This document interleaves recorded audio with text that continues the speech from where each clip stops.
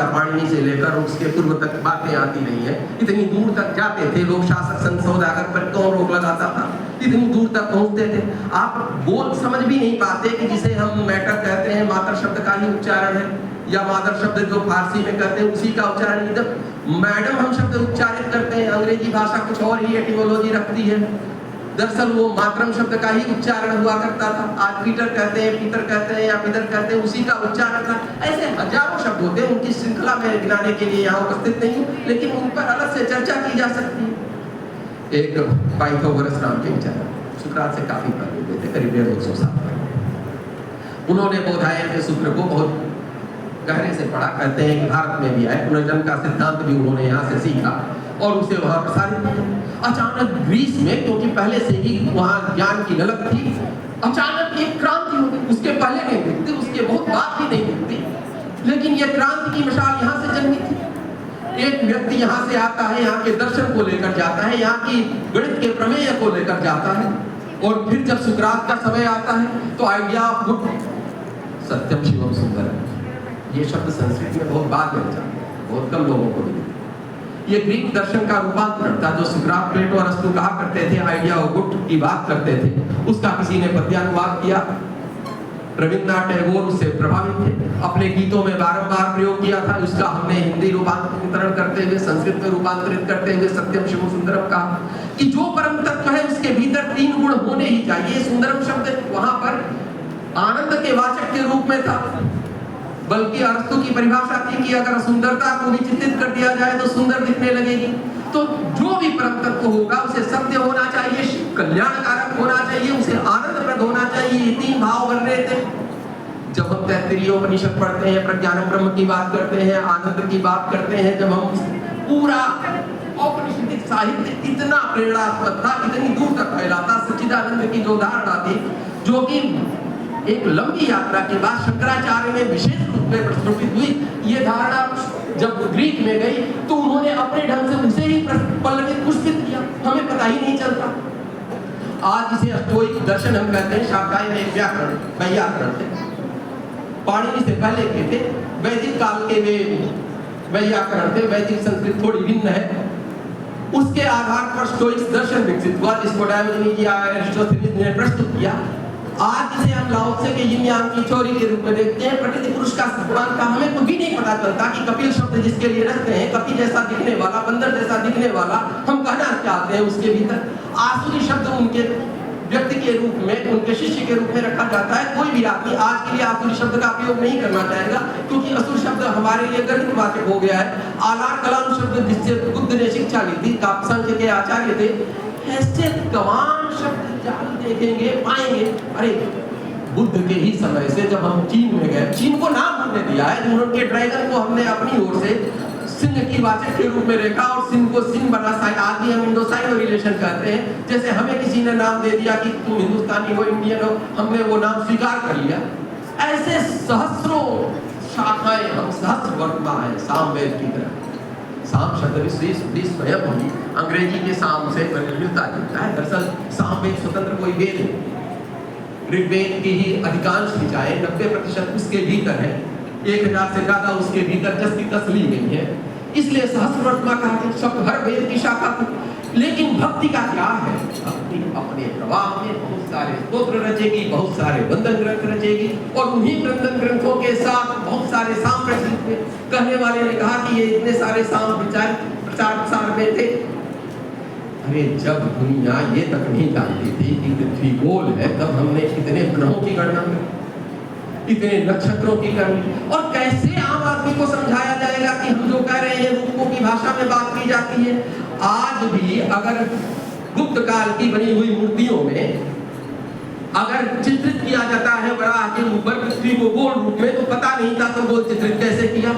अगर किसी वराह मिहिर ने, किसी ब्रह्मगुप्त ने, किसी आर्यभट्ट ने अगर गोल सिद्धांत लिखा या उन्होंने खगोल और भूगोल शब्द का प्रयोग किया, तो उन्हें पता नहीं था तो लिखा कैसे था उन्होंने।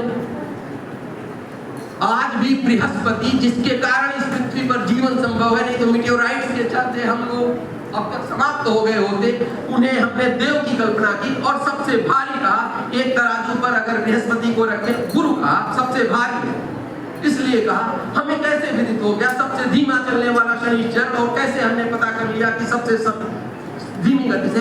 कितने लोग होंगे यहाँ से आंख से देख के कह सकते हैं कि मंगल लाल है और शनि नीला है और बृहस्पति पीला है? नहीं, कोई ना कोई अद्भुत बात है। आप अगर देखने चलेंगे, बहुत सारे ग्रंथ हैं। अभी एक वैमानिक रहस्य ग्रंथ है, खो गया, नहीं जानते कि कैसे खो गया, 3 धाराओं में खो गया, भरद्वाज मुनि का था। हम लोग, मैं अब इतनी सारी बातें एक से निकलने लगती हैं, समय का मैं कुछ समेटने की कोशिश करूंगा। एक हम लोग संस्कृत में पढ़ा करते थे, तो शाक प्रिय पार्थिव समासा, बात जचती नहीं थी कि ऐसा राजा जिसको शाक पसंद हो जाए, जिसके नाम पर नाम क्यों रखना पड़े। अरे वो शाक प्रिय शाकद्वीप तक फैला हुआ था। आज भी पालक को हम पर्शियन ग्रीन कहते हैं। पालक शब्द ही बताता है कि पोषक था। शाकंभरी की कल्पना यहाँ पर उसी लिए रखी गई थी, और वहाँ के राजाओं को पार्थिव कहा जाता था, इसलिए शाक पार्थिव कहा। हमने अर्थ में कहीं से जोड़ दिया कि शाक प्रिय होगा, इसलिए शाक प्रिय, अर्थ नहीं समझ पा रहे थे। आलकीचा बिलकीचा माता हमने कहा, यास ने कहा कि ये सब निरर्थक शब्द है। अरे उस समय की माताएं थी, उस समय की लोक देवियां थी, अल्लाह कलमनात माताएं थी, उनके लिए उनकी कथाएं थी। गंगा या घोषा में पढ़ता था, पता ही नहीं चलता था कि गंगा या घोषा में, ये विदा लक्षणा व्यंजना के लिए जो शब्द प्रयुक्त कर रहे हैं, ये मूलतः कुंभ के लिए प्रयुक्त था, गंगा के घोष के भीतर में, जिससे घोषला शब्द बनता है। झोपड़ियों के नुमा में लोग रहते थे, शिविर में बसते थे। वहीं भरद्वाज का वट था, सबसे विशाल आश्रम था, वहीं पर कुंभ लगता था। लोग नई सभ्यता बता देती है।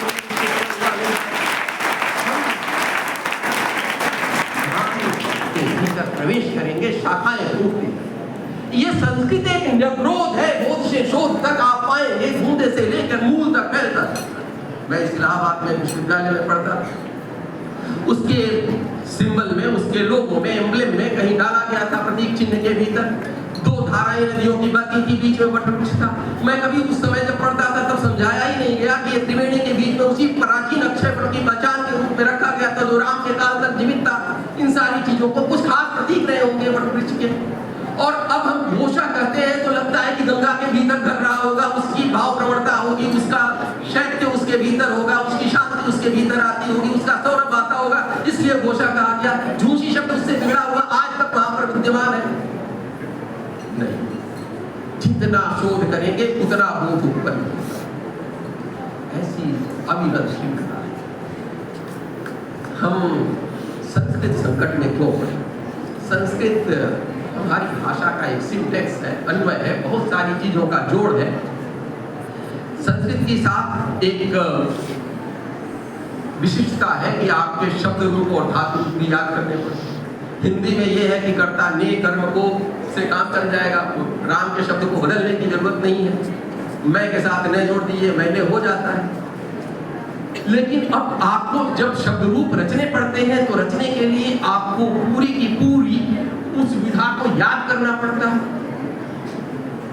लेकिन इन सारी चीजों के भीतर 2 चीजें तय हैं, एक शब्द है, एक क्रिया है, और सारी चीजें, क्रिया विशेषण कहे, संप्रदान कहे, अपादान कहे, ये सारी चीजें इन 2 पर टिकती हैं। क्रिया है, हिंदी भी मैं बोलता हूँ तो क्या है, क्या करूँ, हिंदी है, काई करा, मालवी हाड़ौती हो गई, का करी, भोजपुरी हो गई, ऐसे शब्द बनते हैं। वो पूरी भारतीय भाषा में शब्द कम बदलते हैं, क्रियाएं बदलती चली जाती।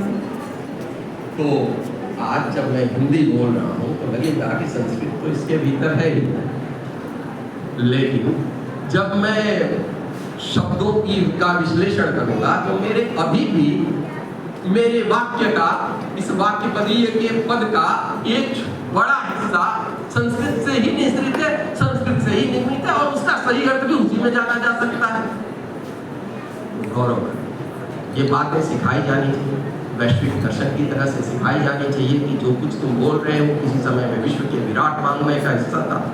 मैं एक दिन पढ़ रहा था वैसे ही सिविक दर्शन नहीं भी पता होगा कि किसके चलते बना है। साइनोफिलिस्ट जो शब्द बनता है श्वान शब्द से बना है। किसी समय में शौनक संप्रदाय था। शौनक शब्द हम हमारे उपनिषदों में बहुत सारे जीवों के नाम पर रखते हैं। तैत्तिरीय तितर के नाम पर पढ़ा है, मांडुक्य मेढक के नाम पर पढ़ा है। हम जो शब्द रखते हैं बहुत सी चीजों में उस जमाने के लिए कुछ भी हर समय के अपने अपने प्रतीक रहे, बिंब विधान रहे, उन पर उन सब चीजों को सोचा गया था। हमारे अपने निदेशक महोदय ने कहा संस्कृत के ये मृत शब्द का प्रयोग कर दिया है। ऐसा ही प्रश्न मुझसे IAS में पूछ लिया गया, बार मैं उपयोग करता भी रहता हूँ। यहाँ पर पूछ लिया गया कि संस्कृत जीवित भाषा है कि मृत भाषा है, क्या कहूँ। कहना चाह रहा था कि मूर्छित हो गई है, लेकिन कुछ एक पुरानी फिल्म देखी थी, याद आ गई, अजित की कोई फिल्म थी, उसके भीतर था कि इसे नाइट्रस ऑक्साइड के घोल में डुबो दो, नाइट्रस इसे जीने नहीं देगा, ऑक्साइड इसे मरने नहीं देगा। तो मैंने जो उत्तर दिया वो ये कहा कि संस्कृत जीवित और मृत के बीच में थोड़ी मूर्छा में चली गई है, थोड़ी गहरी सुषुप्ति में चली गई, लेकिन इसका व्याकरण इतना कठिन है कि जो इसे जीने नहीं देगा, लेकिन इसका साहित्य इतना विशाल है कि वो इसे मरने भी नहीं देगा।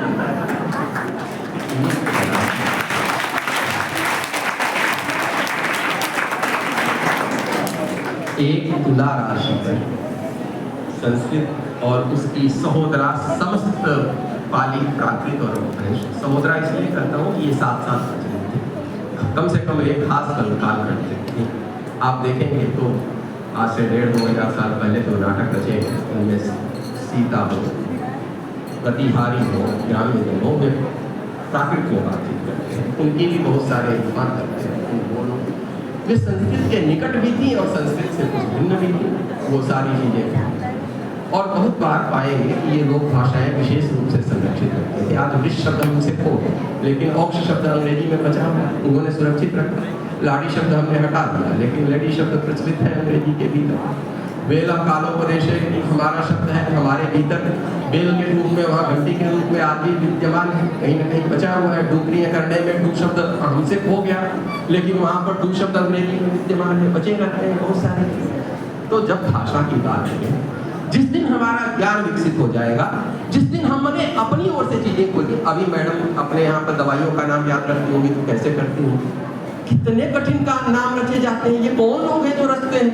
क्लोरोक्वीन, क्लोरमफेनिकोल, पैरासीटामोल, उनको कभी सिखाया नहीं जाता कि तुम भी सरल रच लो। संस्कृत वालों के लिए ही सारा ज्ञान बचा हुआ था कि तुम सरल रचो।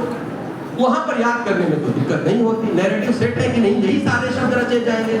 हमारे यहाँ कंप्यूटर खोजा गया होता, संगणक रखा गया होता, तो अब दुनिया जानती। हमने अपने यहाँ पर अगर चीजें खोजे थे, आज हम किसी कारण से विज्ञान में पिछड़े। कई बार मार्क्स कहता है कि ये दर्शन, ये साहित्य, इतिहास की भी एक भौतिक व्याख्या है। इन संसाधनों पर किसका नियंत्रण है और कौन सी तकनीक काम कर रही है, उस पर यह निर्भर करेगा कि समाज की व्यवस्था क्या होगी, उसका दर्शन किस दिशा में जाएगा, उसका चिंतन किस दिशा में जाएगा। तो जिस दिन हमारी बैलगाड़ी जो चल रही है संस्कृत की, वो दरअसल उसके पीछे भाषा के साथ जो चीजें वैभव के साथ चलनी चाहिए थी, जो ज्ञान आगे बढ़ना चाहिए था, जो शोध आगे बढ़ना चाहिए था, जो दर्शन आगे बढ़ना चाहिए था, जो विज्ञान आगे बढ़ना चाहिए था, वो अगर साथ ही तेज विकसित हुआ होता तो दुनिया हमारी भाषा सीखने के लिए आती, हमें दूसरी के सीखने की आवश्यकता नहीं है। अब समापन की वेला है।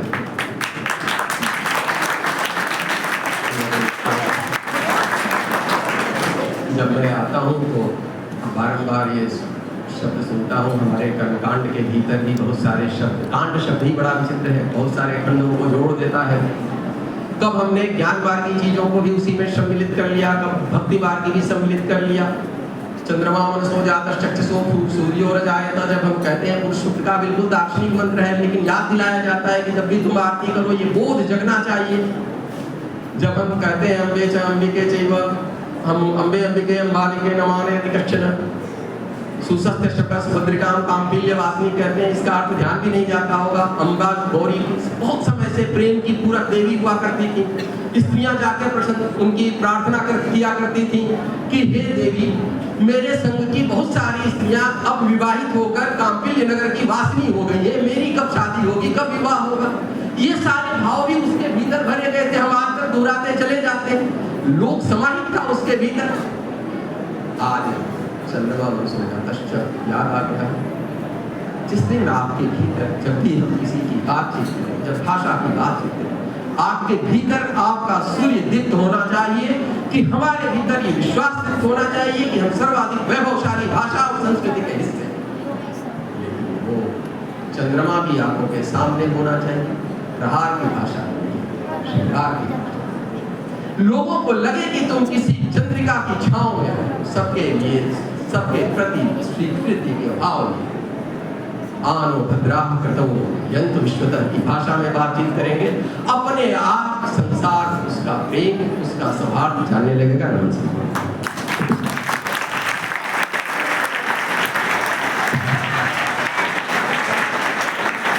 धन्यवाद सर।